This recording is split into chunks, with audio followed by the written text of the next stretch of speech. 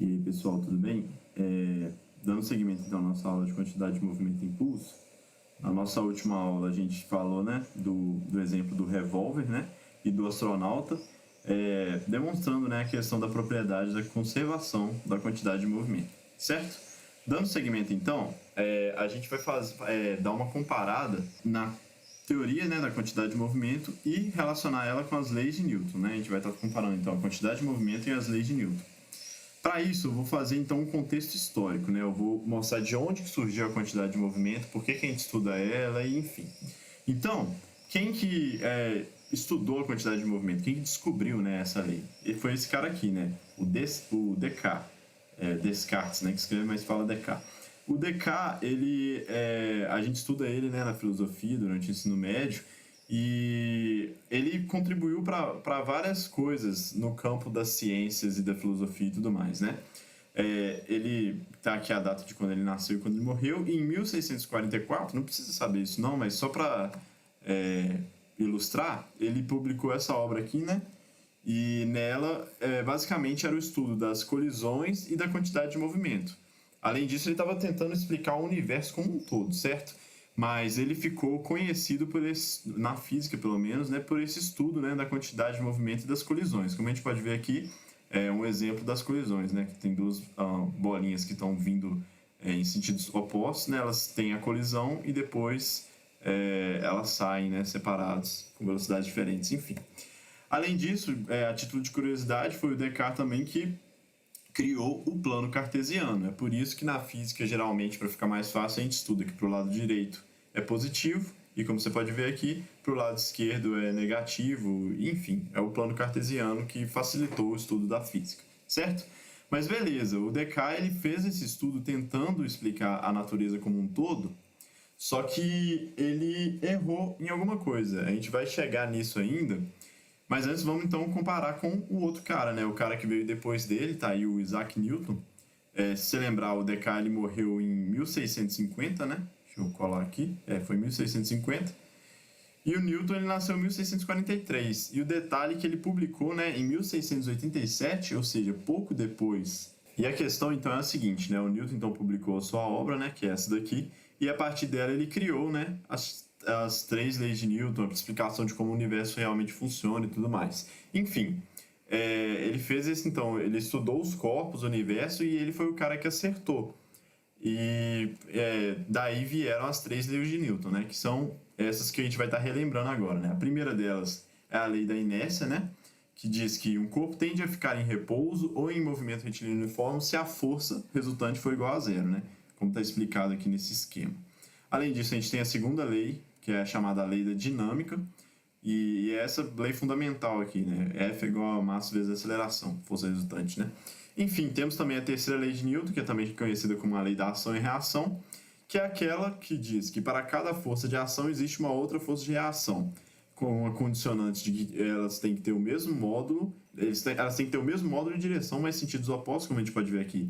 Mesma direção, né? Direção horizontal, sentidos opostos, como vocês podem ver a setinha, e mesmo módulo, a força BA é igual à força AB, em módulo, né? Se uma vale 10 N, a outra tem que valer 10 N também.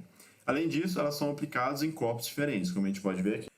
Então, analisando então os exemplos da última aula, o que a gente pode concluir, né, para a gente relacionar a quantidade de movimento e as leis de Newton? A gente percebe o seguinte, né, nesse exemplo, né, da conservação da quantidade de movimento, tem o detalhe que a força resultante é zero. Então, se a velocidade é zero e tem uma força resultante zero, a quantidade de movimento inicial e final, elas tendem a zero. Além disso, se a força também for zero e a velocidade tiver uma velocidade inicial, ela não vai mudar, né? A quantidade de movimento final vai ser igual à inicial porque não tem força atuando, né? Essa foi a condição para a propriedade da conservação da quantidade de movimento se manter. O que é isso? O que eu estou dizendo em outras palavras? É a primeira lei de Newton, é a lei da inércia. Ou seja, um corpo tende a ficar parado se não houver nenhuma força atuando nele, ou tende a continuar em movimento retilíneo uniforme, né? É o que a gente está vendo aqui, né? Ou tende a ficar em repouso, ou tende a ficar em MRU com velocidade constante, caso não haja uma força resultante, ou seja, a força resultante seja igual a zero. Dando seguimento, então, se a gente analisar agora esse outro exemplo que foi dado na última aula, né, também a respeito da questão da conservação da quantidade de movimento, o que a gente tem? A gente tem dois corpos, né, e a gente tem que existe uma força de ação, né, por um lado, né, que move o projétil para um lado, e existe um par de reação que move o revólver para trás. Mesma coisa do astronauta. Aqui não está representada, né, as forças, né, mas para um lado vai um corpo, para o outro lado vai outro corpo, certo? Então, estamos aí evidenciados, dá para a gente analisar todos esses exemplos aqui, tanto do revólver como do astronauta, por meio das leis de Newton. A quantidade de movimento também está inserida, mas não é como se no universo, para a gente analisar uma coisa, a outra tem que parar de existir. Não, elas acontecem ao mesmo tempo. A gente só tem que ver com qual olhar que a gente vai enxergar essa propriedade. E para isso, que direciona para a gente nesse sentido é a questão. A questão que vai dizer para a gente, está falando de massa e velocidade, o que a gente pensa? A gente pensa na hora em quantidade de movimento. Mas se estiver falando, por exemplo, de massa e aceleração, aí a gente vai pensar em força, né? Porque a força está associada à aceleração. Enfim. Por último, né? E a segunda lei de Newton, né? Eu relacionei as duas, né, aos exemplos, mas a segunda lei de Newton, ela é a lei fundamental da dinâmica, né? O que ela quer dizer? A questão é a seguinte, ela é uma forma de calcular o valor da força, né, através, né, da multiplicação da massa vezes a aceleração. E é aí que a gente vai analisar o que aconteceu com a história da ciência. De um lado a gente tem o Descartes, né, que foi o cara que estava estudando colisões, a quantidade de movimento, etc., e tentando entender como funciona o universo. Só que o erro dele está aí. Ele achava que a força está relacionada à velocidade. Mas, na verdade, quem está relacionado à velocidade é a quantidade de movimento, como ele realmente acertou essa parte. E foi o que ficou para o resto da história da ciência. Não foi mudada essa parte da física. Contudo, quem veio para acertar, né, quem foi o cara, foi o Isaac Newton, que ele relacionou de forma correta, né, que a força se relaciona com a aceleração. Quem é amiga da aceleração é a força, como a gente pode ver aqui na fórmula. Já a quantidade de movimento, se a gente for lembrar, né, a quantidade de movimento é amiga de quem? É amiga de velocidade. Elas são bestes, elas andam juntas, né? Mas, como o que o Newton fez, ele foi acertar que a força e a aceleração que são bestes, elas que andam juntas.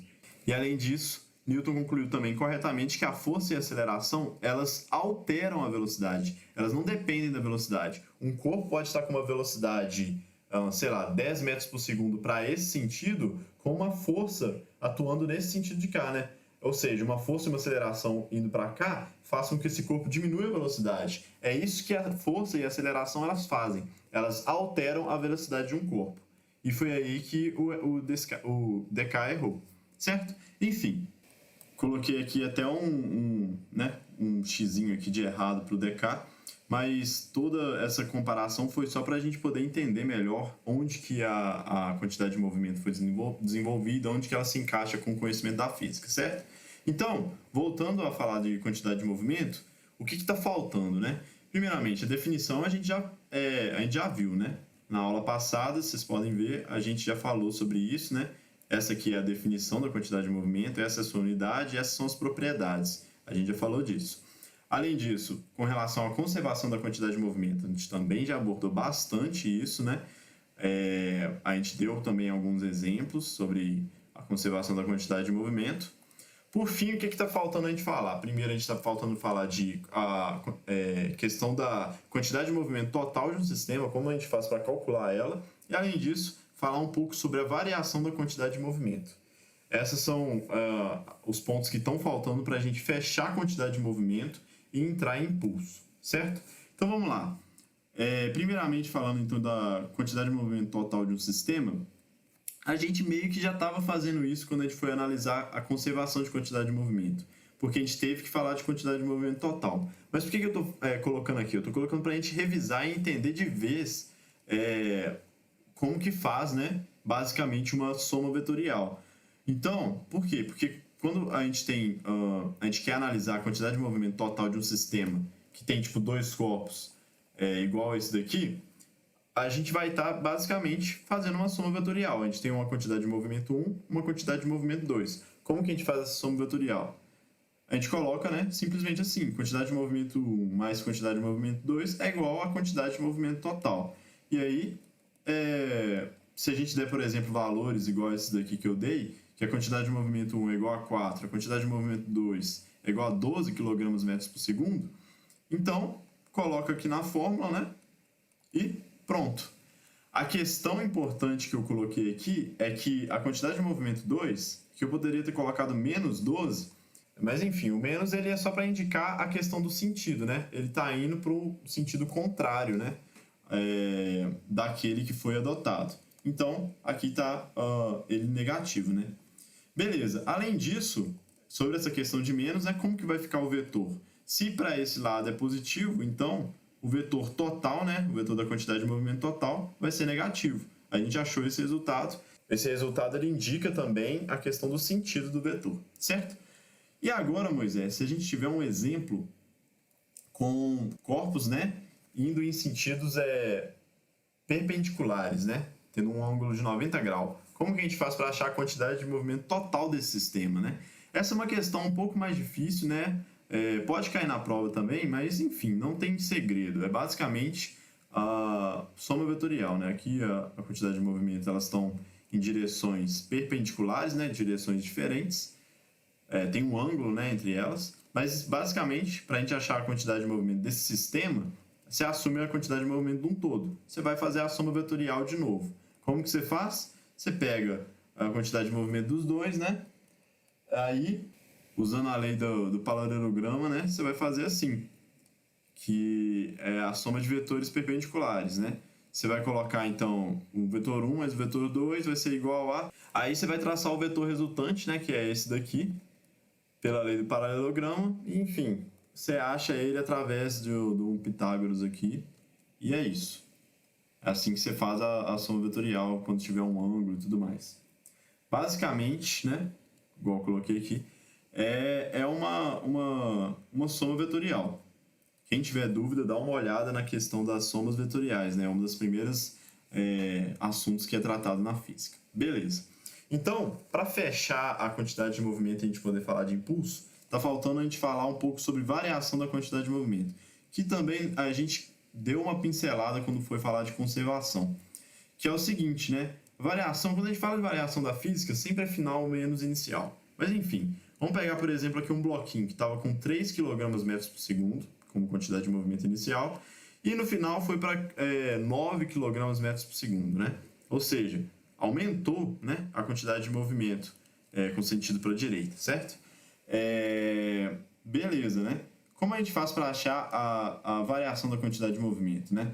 Que é representado pelo delta na física. A gente pode simplesmente ver quanto que aumentou. Para a gente poder ir de 3 para 9, a gente acha, né, 6. Um aumento de 6 km por segundo, né? Beleza, mas se quiser fazer da forma certinha, a gente usa meio que essa definição, né? Qualquer coisa que tenha uma variação, você pega o final menos o inicial. Variação de quantidade de movimento final menos inicial, certo? Colocando um outro exemplo aqui para a gente, um exemplo diferente. E se a quantidade de movimento inicial for 4 km/s por segundo para a direita, né? E depois de um tempo, ela variar para 4 km/s por segundo para a esquerda. E aí, o que aconteceu? Qual foi a variação? Se a gente usar a definição, não tem erro. Como é que a gente faz? A gente pega a quantidade de movimento final menos a inicial, e aí é só colocar na fórmula, né? Quantidade de movimento, a variação da quantidade de movimento, né? Menos 4, né? Que é a final, menos o mais 4, que é a inicial, isso vai dar menos 8. É a mesma coisa você pensar, como que eu faço para chegar em menos 4 saindo de mais 4? 4 menos 8 dá menos 4. Enfim, é isso. Beleza. Coloquei aqui então só para concluir, né, os nossos exemplos. Vamos então falar de impulso. Então, pessoal, rapidamente voltando ao nosso resumo, né, nós já passamos sobre esses pontos aqui, né, da quantidade de movimento. Até já falamos um pouquinho sobre a variação da quantidade de movimento. Está na hora, então, da gente falar do impulso, certo? Falar dessa parte aqui do resumo. No final, a gente vai ter falado de tudo isso. Beleza. Então, para a gente falar de impulso, vamos começar, então, com definição. O que a gente tem aqui? Primeiramente, a gente tem aqui um bloquinho, né? Que está se movendo, está sendo atuado sobre ele uma força ao longo de um tempo, certo? Então, um bloquinho se movendo da esquerda para a direita, com uma força sendo atuada nele durante o tempo, certo? É isso. Então, qual é a definição de impulso? O impulso é exatamente isso. O impulso está relacionado à aplicação de uma força durante determinado tempo. Então, se tem uma força sendo aplicada no corpo durante determinado tempo, o impulso surge, como ele surgiu aqui para nós, certo? Eis aqui, então, a definição dele, né? A definição matemática. O impulso é igual a força vezes o intervalo de tempo, né? A unidade dele é Newton vezes segundo, essa mais uma unidade não tão bonita. E, além disso, algumas propriedades, né? O que a gente tem? A gente tem que o impulso também é uma grandeza vetorial e é um vetor que acompanha o vetor força. A quantidade de movimento acompanha o vetor velocidade, o vetor impulso acompanha o vetor força. Como a gente pode ver aqui embaixo, né, esse exemplo do menininho aqui, temos então uma força sendo aplicada no bonequinho, ao mesmo tempo a gente tem um impulso sendo aplicado, né, já que essa força foi aplicada durante um determinado tempo. Então, a força e o impulso eles têm a mesma direção, o mesmo sentido, certo? Beleza. Além disso, tem uma questão, né, uma outra propriedade. E se a força não for constante, se for uma força variável, o que a gente faz?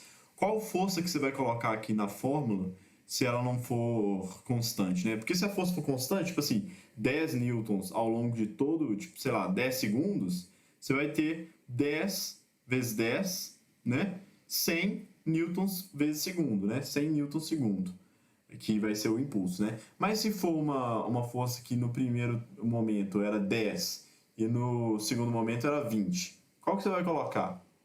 Você vai colocar 10 ou você vai colocar 20? Aí é o problema, né? Aí que fica complicado, porque você não sabe qual que você coloca. E na verdade, na física, a gente não vai usar tipo, ou uma ou outra. O que a gente vai fazer é o seguinte, a gente vai usar essa propriedade aqui de que o impulso, ele equivale, né, à área do gráfico de força por tempo, certo? Se você fizer a área desse gráfico, você vai achar o impulso. Claro que para a gente do ensino médio, a gente não vai ter uma área de um gráfico assim, com uma curva e tudo mais. Vão ser áreas tipo uma reta, uma reta inclinada assim, né? Enfim, vamos então para os exemplos para a gente poder entender isso melhor. Então vamos lá, pessoal. Primeiramente, um exemplo bem simples, né? A gente tem aqui um bloquinho, né? O qual está sendo movido por uma pessoa, né? Como a gente pode ver aqui, certo? E além disso, esse movimento, a pessoa está exercendo, né, uma força de 10 newtons, né? Ao longo de 30 segundos, certo? Então, quanto que vale, né, o impulso nesse caso? Então, esse é um exemplo bem simples, né? É só colocar a definição do impulso, né? A gente tem, então, que se é feita uma determinada força, né, por um determinado tempo, surge, né, atrelado a essa força, né, acompanhando ela, um impulso, certo? E quanto vale esse impulso? Lembrando lá da definição, impulso é igual a força vezes tempo, né, intervalo de tempo. A força e o tempo, né, são grandezas vetoriais. Portanto, o impulso Moisés, é 10 vezes 10 vezes 30? Não, né, pessoal? Aqui eu coloquei o 10 no início e o 10 no final para a gente ver que é uma força constante, certo? Então, é 10 newtons vezes 30 segundos. Então, o impulso vai ser igual a 300, né, newtons segundos, certo? Beleza, então. Já nesse segundo exemplo aqui, né, o que a gente tem? A gente tem uma situação que é aquela em que uma força foi aplicada, mas como a gente pode observar, ela não é constante. Ou seja, no final do intervalo de 10 segundos, essa força variou, certo? Beleza. Nesse caso, então, a gente não pode simplesmente pegar a força uma ou outra e colocar na definição, né? A gente tem que fazer uma análise do gráfico de força por tempo, que foi dado pela questão, certo? Então, o que a gente tem aqui, né? Como que a gente vai fazer? A gente vai pegar e fazer a área desse gráfico. E é toda essa área aqui abaixo da curva. Qual a figura que a gente tem aqui? A gente tem, ó, um trapézio, né? E como que a gente faz a área de um trapézio? Se a gente pegar lá da matemática, a gente sabe que a área de um trapézio é igual a base maior mais base menor. Essa aqui é a base maior, base menor. Essa aqui é a altura. Então, a área de um trapézio, ela é essa. É a base maior mais base menor vezes a altura sobre 2. Certo? Então, é só a gente pegar aqui, né? Vamos achar, então, o impulso dessa questão. A gente tem que a base maior, né, é 28 newtons, né? É toda essa porção aqui. Além disso, a gente tem que a base menor é 2 newtons, né? Essa porção menor. A altura, né, no caso aqui, vai ser essa porção, que é a porção do intervalo de tempo. Então, 10 segundos, dividido por 2, como manda a fórmula matemática. Fazendo esse cálculo, nós chegamos ao resultado de 150 newtons vezes segundo. Beleza? Então é isso. Fizemos um exemplo com a força constante, um exemplo também com a força variando, né? Beleza. Conseguimos achar o impulso em ambos exemplos, né? Só alguns pontos finais, antes da gente terminar essa aula, é o seguinte, né? Uma pessoa pode chegar e olhar, olha só, uma força sendo aplicada ao longo do movimento, né, do bloquinho, no ponto inicial para um ponto final. Caramba, isso me lembra alguma coisa. Isso me lembra aquele negócio, né, de um bloquinho sendo deslocado, né? Aqui a gente tem um deslocamento até um outro ponto, sendo que está sendo feita uma força do início até o final. Como é que chama isso aqui? A gente chama isso de trabalho, certo? Que é a força realizada em um dado deslocamento. Não, Moisés, tem alguma coisa a ver com essa aula? Não, não tem nada a ver. Eu só estou colocando para a gente não confundir trabalho e deslocamento e essas coisas com impulso. Isso daqui faz parte do estudo da energia, né, da física. O impulso ele não se interessa pelo deslocamento. O impulso está relacionado ao intervalo de tempo, né? Como mostra a definição, o impulso ele está relacionado ao intervalo de tempo. É a força que é exercida sobre um corpo durante o intervalo de tempo. É parecido por causa que se um corpo ele vai se mover, né, de um ponto inicial até um ponto final, se esse corpo ele vai ter um deslocamento, ele também vai ter um intervalo de tempo, né, que esse deslocamento ele foi realizado. Mas mesmo assim, a gente não mistura essas coisas, né? E impulso é uma coisa, trabalho é outra coisa e é isso. Para fechar, uma última ponto que eu vou colocar, embora não é comum nas provas, é o seguinte: e se derem uma questão que coloca para você, por exemplo, uma força que vale, sei lá, 15 newtons para a direita, né? E, além disso, uma outra força que vale, sei lá, 5 newtons para a esquerda, né? E fala que ambas forças estão sendo realizadas ao longo de um intervalo de tempo 10 segundos, né? E pergunta para você, qual que é o impulso resultante, certo? Então tá aí, cara, qual que é o impulso resultante? A gente tem que se essas forças forem constantes, né, ao longo desses 10 segundos, é basicamente você colocar a força resultante, né? Então, primeiro você pega a força, né? Você tem uma força de 15 newtons para a direita, uma força de 5 newtons para a esquerda. 15 menos 5, 10 newtons. A força resultante vai ser igual a 10 newtons, né? Seria ela aqui, né? Para a direita. E aí você coloca na fórmula 10 newtons vezes 10 segundos. E aí você mata a questão. 100 newtons vezes segundo. Eu falei isso só para a gente entender que o impulso resultante ele nada mais é do que a relação entre a força resultante com o intervalo de tempo, certo? Mas então é isso. Vamos voltar lá para a aula. Então é isso, pessoal. Esse foi foram os exemplos, né, que a gente acabou de ver.